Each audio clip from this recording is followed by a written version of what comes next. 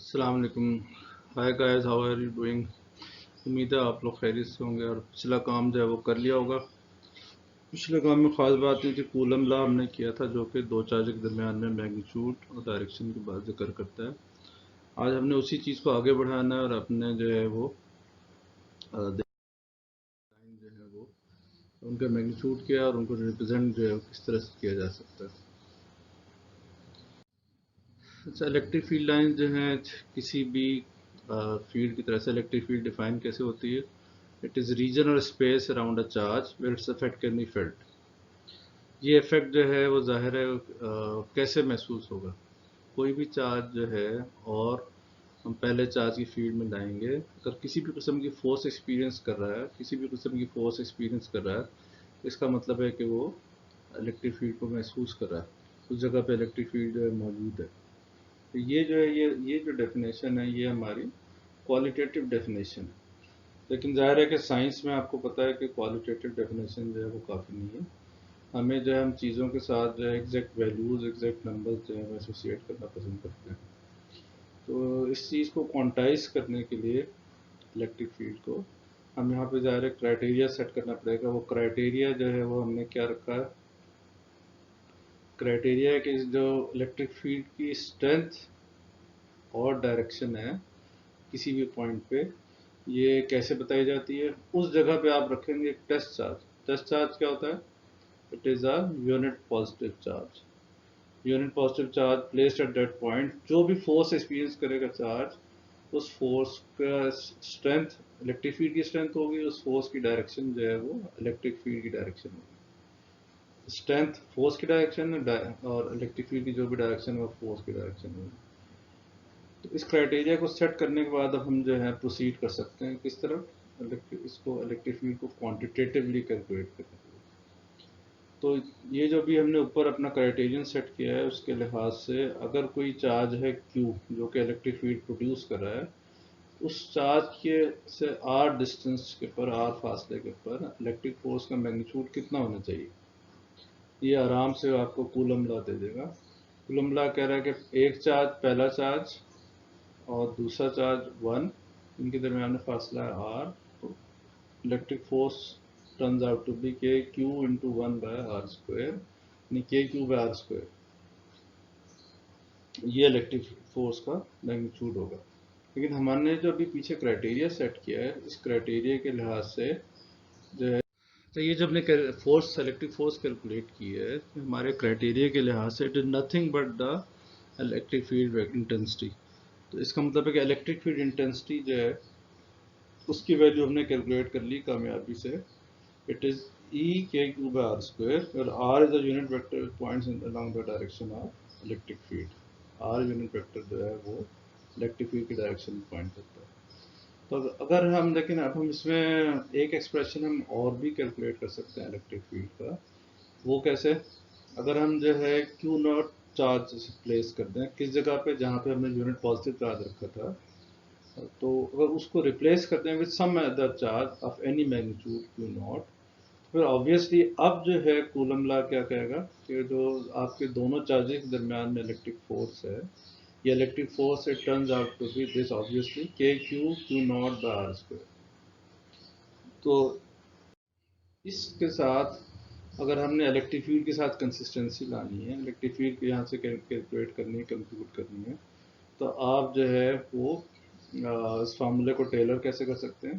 Q not को आप देखें नीचे ले जाएं, F over Q not right hand side क्या बन गई, के Q bar square. This is again the same value जो कि हमने कैलकुलेट की थी इलेक्ट्रिक फील्ड के लिए। इसका मतलब F over Q not is nothing but the value of electric field.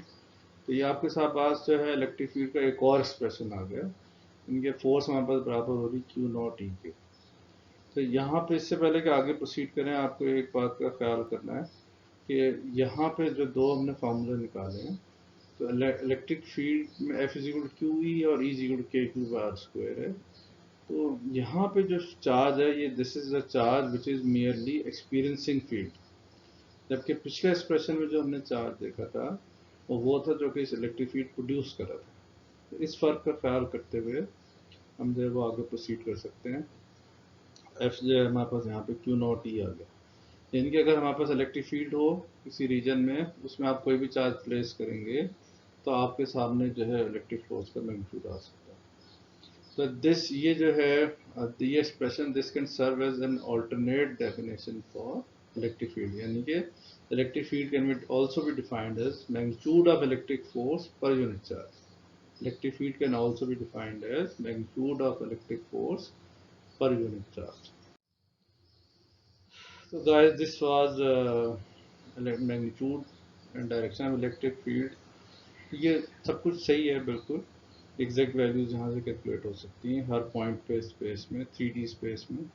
लेकिन ये कि माइकल फैराडे ने 19th सेंचुरी में एक और बेहतर इंट्यूटिव अप्रोच जो है उसने इस्तेमाल की इलेक्ट्रिक फील्ड लाइन को रिप्रेजेंट करने की। वो क्या है कि आप जो है जिस तरह से फिगर में दिखाया हुआ है इलेक्ट्रिक फील्ड को लाइंस की शक्ल में जो है प्रेजेंट करें। इलेक्ट्रिक फील्ड क्या होती है? This is nothing but the lines which are possibly followed by a test charge placed at that point. आप हर पॉइंट पे इलेक्ट्रिक फील्ड में टेस्ट चार्ज रखते चले जाएं। टेस्ट चार्ज को जिस तरफ धक्का लग रहा है वो जो है उस जगह पे electric field direction. Test charge जिस तरफ जो है मूव करने की कोशिश कर रहा है that is the direction of field. Space में मुख्तलिफ जगहों पर अगर आप रखेंगे टेस्ट चार्ज को, उसकी मूवमेंट रिकॉर्ड करेंगे तो आपके सामने एक इलेक्ट्रिक फील्ड का पैटर्न आ जाएगा जो कि कोई भी सिस्टम ऑफ चार्जेस जनरेट कर रहा है। यहाँ पे हमने आपको फिगर में दिखाई हुई है आइसोलेटेड पॉजिटिव और आइसोलेटेड नेगेटिव चार्जेस जो हैं उनकी फील्ड दिखाई हुई है। लेफ्ट साइड पे ब्लू चार्ज जो है वो आइसोलेटेड पॉजिटिव चार्ज है।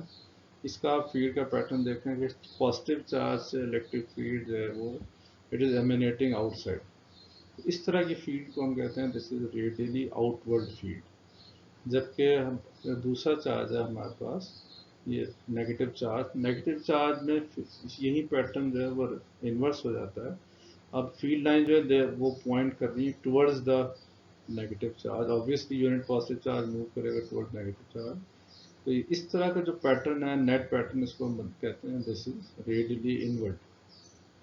तो आइसोलेटेड पॉजिटिव चार्ज की अगर फील्ड देखें, आइसोलेटेड का मतलब है कि और कोई चार्ज उसके विसिनिटी में पूर्व जवाब में मौजूद नहीं है। तो आइसोलेटेड पॉजिटिव चार्ज की जो फील्ड है वो हमेशा रेडियली आउटवर्ड होगी। आइसोलेटेड नेगेटिव चार्ज है उसकी फील्ड हमेशा रेडियली इनवर्ड होगी। मूविंग ऑन, अगर हम थोड़ा सा कॉम्प्लेक्स करते जा रहे हैं सिस्टम को, इसमें ऑब्वियसली इन्फिनिट पॉसिबिलिटीज़ हैं, लेकिन यहाँ पे हमारे बुक ने उसमें से थोड़ी सी ही कवर की है। अब यहाँ पे हम दिखा रहे हैं कि अट्रैक्टिव और repulsive forces between unlike and like charges of same magnitude. तो आप ये देख रहे हैं लेफ्ट फिगर में हमारे पास मौजूद है पॉजिटिव और नेगेटिव चार्ज का सिस्टम। आप देखें कि पॉजिटिव चार्ज से फील्ड लाइन निकल रही है और they are moving towards negative charge. Positive से बाहर एमिनेट कर रही है, नेगेटिव में इन्वर्ट जा रही है। तो ये फील्ड पैटर्न जो है वो आपको सिमिलर महसूस होगा। हमने इससे पहले फील्ड पैटर्न देखे हुए हैं। किस चीज़ का पैटर्न है ये? This is exactly like a magnetic field produce by a bar magnet. तो वो भी एक डायपोल सिस्टम है, नॉर्थ और साउथ पोल में अट्रैक्शन होती है। ये भी एक डायपोल सिस्टम है जिसमें ऑपोजिट और इक्वल चार्जेस जो हैं वो इलेक्ट्रिक फील्ड का पैटर्न जनरेट कर रहे हैं। पॉजिटिव से फील्ड लाइन जनरेट हो रही है, एमिनेट हो रही है, और नेगेटिव के ऊपर टर्मिनेट हो रही है। अच्छा, जबकि दूसरी साइड पे आप देखें कि यहाँ पे हमारे पास दो लाइक चार्जेस मौजूद हैं, दोनों पॉजिटिव हैं। नेगेटिव अगर होते दोनों तो फिर जो है फील्ड लाइंस का सिंपली आपके एरोज की डायरेक्शन जो है रिवर्स हो जाती। तो आप देखें कि फील्ड लाइन किस तरह से एक दूसरे से दूर हट रही हैं, और ये बीच का जो इलाका है एग्जैक्टली दोनों चार्जेस के दरमियान का इलाका, वहाँ पे इलेक्ट्रिक फील्ड का मैग्नीट्यूड जो है वो it is turning out to zero. अगर मैथमेटिकली देखें तो यहाँ पे दोनों की फील्ड्स कैलकुलेट करेंगे चार्जेस की तो वो कैंसिल हो रही है। और अगर फील्ड लाइंस की ज़रिए देखने की कोशिश करेंगे तो आप देखेंगे फील्ड लाइन यहाँ पे दे आर रिपेल्ड अवे। तो दरमियान में दोनों चार्जेस के एग्जैक्टली बिल्कुल विसिनिटी में दरमियान में आपको ऐसा इलाका मिल रहा है यहाँ पे इलेक्ट्रिक फील्ड की स्ट्रेंथ जीरो है, यानी कि इलेक्ट्रिक फील्ड यहाँ पे मौजूद ही नहीं है। तो आगे चलने से पहले यहाँ पे मैंने पिक्चर पेश की हुई माइकल फैराडे की, जो आपको पता है इसका इलेक्ट्रिसिटी में फिजिक्स में और केमिस्ट्री के अंदर दोनों में बहुत सारा काम है। मैंने कहा यहाँ पे मुनासिब है इसकी पिक्चर पेश कर दूँ, बुक में मौजूद नहीं है। तो एक तरह की और पॉसिबिलिटी है फील्ड लाइंस के पैटर्न में कि अगर हम जो है ऐसा हो गया आइसोलेटेड चार्ज हो आपके पास और वो चार्ज की वजह से अगर हम जो है देखना चाहें कि कंडक्टिंग प्लेट के ऊपर अट्रैक्शन होगी तो किस तरह का पैटर्न होगा। आप देखेंगे पॉजिटिव चार्ज के ऊपर तो फील्ड लाइन जो है जिस तरह से उनको जाना चाहिए रेडिएटिव आउटपुट से जा रही है, लेकिन ये कि नेगेटिव प्लेट में उनका बिहेवियर जो है वो चेंज हो जाता है। अब देखो कि यहाँ पे नेगेटिव प्लेट में उस साइड को जो प्लेट है हमारे पास कंडक्टिंग प्लेट, उसमें वो साइड जो है जहाँ पे आपके फेस कर रही है पॉजिटिव चार्ज को, वहाँ पे इलेक्ट्रोस्टैटिक इंडक्शन की वजह से नेगेटिव चार्ज आ जाता है। ज़ाहिर है कि नीचे की तरफ जो है वो ऑपोजिट पॉजिटिव चार्ज आ जाएगा, लेकिन उस वक्त उससे फिलहाल आपको मतलब नहीं है। अभी देखेंगे ऊपर पॉजिटिव चार्ज है, नीचे इंडक्शन की वजह से नेगेटिव चार्ज आएगा। तो ये अट्रैक्शन का केस बन गया जैसे हमने पहले देखा था, पॉजिटिव से फील्ड लाइन निकल रही हैं और यहाँ पर नेगेटिव चार्ज की अट्रैक्शन की वजह से they are bending down toward the negative plate. यहाँ देख लें पूरा पैटर्न, यहाँ पे एमिनेट हो रही है field lines from positive charge and they are terminating on negative charge. यहाँ पे एक और बहुत अहम बात है, वो क्या है कि जब भी फील्ड लाइंस दाखिल होती हैं मेटल सरफेस के अंदर तो वो हमेशा उससे राइट एंगल पे होती है। राइट एंगल पे क्यों होती है? ये रिक्वायरमेंट है हमारे पास लॉ ऑफ एनर्जी कंजर्वेशन की। इसकी कैसे रिक्वायरमेंट है? अगर फील्ड लाइन जो है फर्स्ट किया कि राइट एंगल पे दाखिल नहीं हो रही बल्कि किसी और एंगल के पर दाखिल हो रही है, आपको पता है कि हमारे पास फील्ड के कंपोनेंट बन जाएंगे, बन सकते हैं जो कि पैरेलल टू द प्लेट भी होंगे और right angle to the plate भी होंगे। तो राइट एंगल वाला तो कुछ नहीं कहेगा, लेकिन जो कंपोनेंट इलेक्ट्रिक फील्ड का पैरेलल टू द प्लेट है, ये पीछे जब हमने फोर्स पढ़ी F = QE, उसकी वजह से इलेक्ट्रिक चार्ज को मजबूर करेगा फ्री चार्ज को कभी आप मूवमेंट करें अलोंग द प्लेट। तो ये मूवमेंट जो है ये it would become obviously current, और करंट हमें पता है कि इलेक्ट्रिक फील्ड एनर्जी, ये इलेक्ट्रिक एनर्जी है। तो आपको पता है कि इलेक्ट्रिक एनर्जी जो है वो it can not come out of thin air. तो इस एनर्जी को जनरेट करने के लिए पीछे आपने कोई काम तो किया नहीं है। तो इसका मतलब है कि वो कोई ऐसी एनर्जी की फॉर्म नहीं जो कि इस वक्त इलेक्ट्रिक एनर्जी की फॉर्म में सामने अपीयर हो रही है। तो इसका मतलब है कि ऐसा होना भी मुमकिन नहीं है। ये नहीं हो सकता कि यहाँ पे क्योंकि बेंड जो है या किसी इंक्लिनेशन के साथ अगर इलेक्ट्रिक फील्ड लाइन दाखिल हो रही है कंडक्टिंग प्लेट में, तो इससे आप देख रहे हैं कि electric energy out of nowhere generate हो रही है, which is a violation of law of energy conservation. ये वैसे ये हो ही नहीं सकता। जब भी फील्ड लाइन दाखिल होंगी किसी सरफेस के अंदर तो वो हमेशा मेटल सरफेस पे या कंडक्टिंग सरफेस पे हमेशा they would enter at right angles to. ये एनर्जी कंजर्वेशन की रिक्वायरमेंट है। अच्छा, इलेक्ट्रिक फील्ड लाइंस में वाहिद केस जो कि पॉसिबल है जिसमें आपको जो है पॉसिबली मिल सकती हैं यूनिफॉर्म फील्ड, वो केस कौन सा है? वो है कि electric field between two conducting plates which contain equal and opposite charge. Charge density जो है उनकी अगर इक्वल अपोजिट है तो फिर इलेक्ट्रिक फील्ड का पैटर्न ऐसा हो सकता है पॉसिबली जो कि यूनिफॉर्म फील्ड दे दे। आप देखें दोनों प्लेट्स के दरमियान में जो दरमियान का इलाका है वहाँ पे इलेक्ट्रिक फील्ड जो है इट इज़ यूनिफॉर्म। अब देखें जो electric lines of force they are evenly spaced and they are pointing in same direction. ये इंडिकेट कर रहा है कि इलेक्ट्रिक फील्ड यूनिफॉर्म है। और लेकिन यहाँ पे ऐसा भी मुमकिन है कि हमारे पास किनारे की जो फील्ड है, अब यहाँ पे जो है वो field line they tend to bulge out. जैसे चार्ज की प्रॉपर्टीज़ हैं आइसोलेटेड चार्जेस की, वो बाहर निकलने की कोशिश करती हैं लेकिन नेगेटिव चार्ज उनको खींच लेता है। ये जो किनारे की फील्ड है ये नॉन यूनिफॉर्म फील्ड है और इस तरह की फील्ड को हम कहते हैं फ्रिंजिंग फील्ड। किनारे की नॉन यूनिफॉर्म फील्ड जो है इसको आप टर्म करते हैं फ्रिंजिंग फील्ड। ठीक होगी गाइस? होपफुली ये चीज़ क्लियर होगी। कुछ प्रॉपर्टीज़ हैं और इलेक्ट्रिक फील्ड लाइंस की।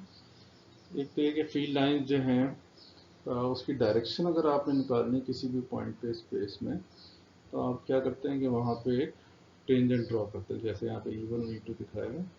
टेंजेंट ड्रॉ करके किसी भी जगह पे इलेक्ट्रिक फील्ड डायरेक्शन निकाली जा सकती है। अच्छा, लेकिन फिर ये मुमकिन नहीं है कि दो इलेक्ट्रिक लाइंस ऑफ फोर्स जो हैं वो आपस में जो है वो दो इलेक्ट्रिक अलग अलग लाइन ऑफ फोर्स जो है एक दूसरे के साथ इंटरसेक्ट नहीं कर सकते। क्यों? पॉइंट ऑफ इंटरसेक्शन पे आप देखेंगे कि दो डिफरेंट इलेक्ट्रिक फील्ड लाइंस की डायरेक्शन पॉसिबल है। तो ये ऑब्वियसली फिजिकली पॉसिबल नहीं किसी एक वेक्टर के लिए। आप खुद सोचेंगे, अगर आप कहेंगे बैक ऑफ मशरिक और मगरिब की तरफ मुंह करके खड़े हो जाओ, तो ऑब्वियसली ये मुमकिन नहीं है। एक ही मुंह है तो एक ही तरफ पॉइंट कर सकते हैं। उसी तरह से इलेक्ट्रिक फील्ड वेक्टर्स जो हैं, हर वेक्टर की एक सिंगल यूनिक डायरेक्शन होती है। तो एक पॉइंट पे स्पेस में मुमकिन नहीं है कि इलेक्ट्रिक फील्ड वेक्टर दो डिफरेंट डायरेक्शन में पॉइंट करें, फिजिकली पॉसिबल नहीं है। लिहाजा ये भी नहीं हो सकता कि दो इलेक्ट्रिक फील्ड लाइन जो है एक दूसरे को क्रॉस करें। अच्छा जी, ये थे हमारे टॉपिक। तो ख़त्म करने से पहले जो है क्विज है हमारे पास पेज 13 पे। वो कह रहा है कि डोर नॉब को जहाज़ में अगर आप टच करेंगे और वो लाइटनिंग स्टॉर्म से गुजर रहा है तो क्या आपको बिजली का झटका लग सकता है? तो इसका जवाब है कि नहीं लग सकता, क्योंकि हमेशा कंडक्टर में प्रॉपर्टी है कि इलेक्ट्रिक फील्ड जो है वो हमेशा रिजाइड करती है on the outer surface of the conductor. अब गाड़ी में भी हैं, उसके ऊपर बिजली गिरती है, अब अंदर महफूज है, इसलिए चार्ज सारा बाहर रिजाइड करेगा। इसी तरह से ये फिनोमेना जो है ये बहुत आराम से देखा जा सकता है कहाँ पे, ये फैराडे केज की फिगर दिखाई हुई है बुक के अंदर। तो फैराडे केज के अंदर आप देखेंगे मौजूद है हजरात, आदमी मौजूद है, लेकिन ये कि लाइटनिंग होने के बावजूद, पोटेंशियल डिफरेंस होने के बावजूद अंदर वाला आदमी जो है महफूज रहता है, चार्ज इसलिए कि अपने आप को बाहर जो है रिजाइड कराता है। तो ये मुमकिन नहीं है कि आप जो है डोर नॉब पकड़ के जहाज़ में इलेक्ट्रोक्यूशन हो, मतलब आपको बिजली का झटका लगे।